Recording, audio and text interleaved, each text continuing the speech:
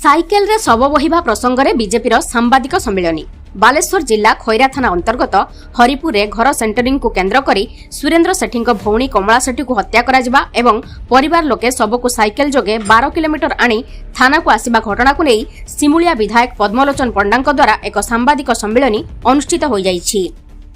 एथिरे विधायक कहिसंती जे मृत शरीर को साइकेल रे हरिपुर 12 किलोमीटर दूर खैरा थाना को आणुथिबा बेले खैरा पुलिस आंबुलांस सहित गांव को जाई मृत शरीर को साइकेल रे न आनी आंबुलांस रे आनिबा को बुझाइथिले। हेले किछि बीजेडी नेतांक प्ररोचना रे सेमाने आंबुलांस परिवर्ते साइकेल रे मृतदेह आनी थाना आगरे रखी धारणा देइथिले। तांको अनुरोध क्रमे बालेश्वर एसपी समेत अन्य पुलिस अधिकारी माने खैरा रे पहुंची धारणाकारी को उठाइबा व्यवस्था करिथिले। हत्याकांड में सामिल थिबा जणे अभियुक्त को गिरफ करा सह अन्य अभियुक्त भरत जेना मानस जेना और मिनती जेना को यथाशीघ्र गिरफ पाई प्रतिश्रुति देइथिले।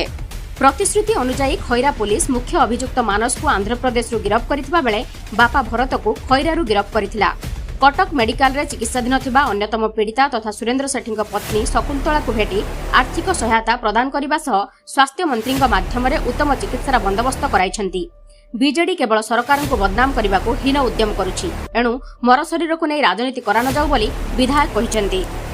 एही सांबादिक सम्मेलन में मृतकों परिवार लोके उपस्थित रही पुलिस तथा विधायक पदक्षेप को प्रशंसा करने सह अभियुक्तों को फांसी देई सेमानकु न्याय प्रदान करने को दाबी करथिले। एही सांबादिक सम्मेलन में अन्यमानक मध्यरे ब्लॉक अध्यक्ष अभिलिप्सा साहू, जिला परिषद सभ्य मानस दास, बीजेपी नेता पतितपावन कर, सुमंत जेना प्रमुख उपस्थित थिले। मरी जाइछि मु ता भाउज हेबी आपण घटना नै के सारा राज्य रे चर्चा किछि दिन पूर्व तो वर्तमान आपण जो पुलिस डाकिजन सांबादिक सम्मेलन स्थानीय विधायक अछंती पुलिस प्रशासन तरफ आपण जो कार्य करछन तीन जण गिरफ करन आपण जा दाबी थिला तो आपण केता संतुष्ट अछन? तो संतुष्ट अछु किंतु हमरो न्यायटा हम से पर्यंत अपेक्षा रे भी अछु। आ कोन न्याय दरकार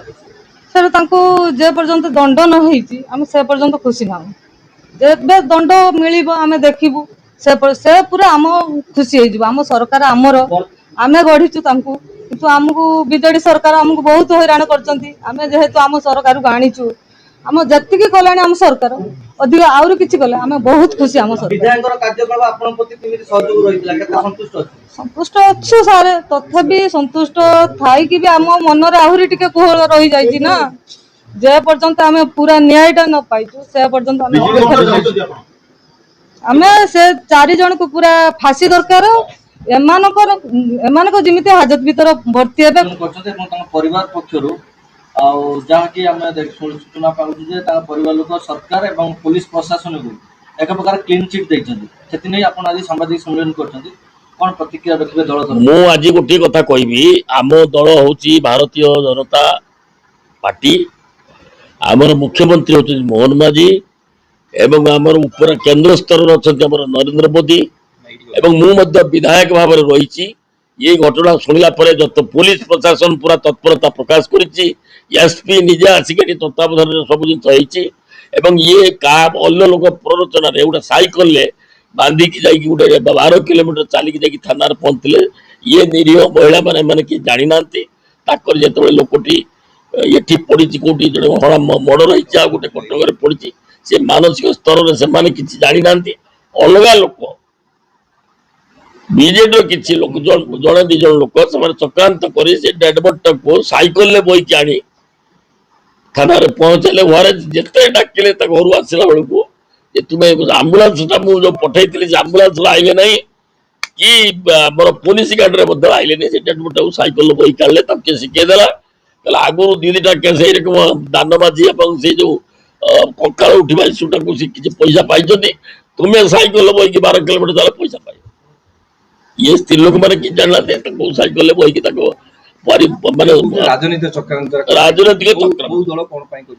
बीजेडी दल कर नेता भी ये कह से गला कड़े तेणु बीजेडी ना खोल बीजेडी जो कर्मकर्ता बीजेडी नेता से किमिति आम सरकार को बदनाम करेंगे मत बदनाम करे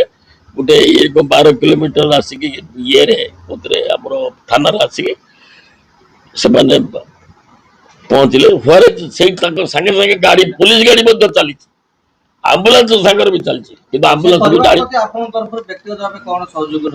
मुझे जाइए कटक चिकित्सा कर गला बेलू तले बेड्रे पकई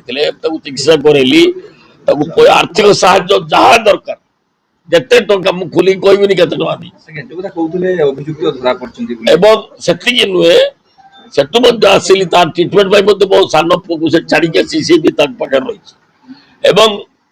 ଆମେ ଯୋଉ ଏସପି ଯୋଉ କଥା ଦେଇଥିଲେ ଖୁବ ଶୀଘ୍ର ମୁଁ ଧରିବି 3 ଦିନ ଭିତରେ ସେ 3 ଜଣ ଆସାମୀକି ଆରେଷ୍ଟ କରିକି ଆଣିଛନ୍ତି ଆନ୍ଧ୍ରରୁ ବର୍ତ୍ତମାନ ଗାଡିରେ ଆନ୍ଧ୍ରରେ ଗୋଟେ ଧରା ପଡିଛି ସେ ଆନ୍ଧ୍ରରୁ ଆସିକି ପହଞ୍ଚି ଏଭଳି କାର୍ଯ୍ୟକଳାପ ଏବଂ ସରକାରଙ୍କର ଏଭଳି ତତ୍ପରତା ପରିବାର ଲୋକ କେତେ ଖୁସି ଅଛନ୍ତି ତାଙ୍କ ପରିବାର ଲୋକ ତାଙ୍କର ମସ୍ତିଷ୍କ